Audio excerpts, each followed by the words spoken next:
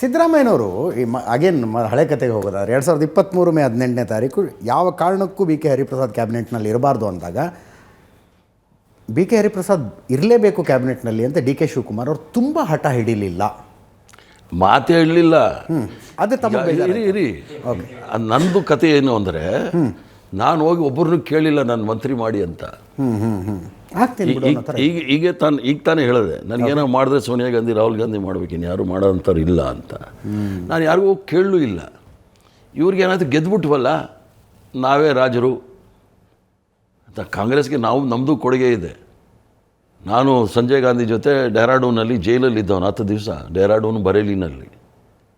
So ನಾವೇನು ಕಮ್ಮಿ ಕಾಂಗ್ರೆಸ್ಸಲ್ಲಿ ಮಾಡಿಲ್ಲ, ಅಂದರೆ ನಿರೀಕ್ಷೆ ಮಾಡಲಿಲ್ಲ. ನಾನು ಗೌರವಯುತವಾಗಿ ಆಗೋದಿಲ್ಲ ಅಂದರೆ ಮುಗಿದೋಗೋದು. ಇವಾಗ ನಿಮ್ಗೆ ಹೇಳಿದೆ, ಸೋನಿಯಾ ಗಾಂಧಿ ಅವರು ನನಗೇ ಹೇಳಿದ್ರು ರಾಜ್ಯಸಭಾ ಆಗೋದಿಲ್ಲಪ್ಪ ಅಂತ. ಸಂತೋಷ.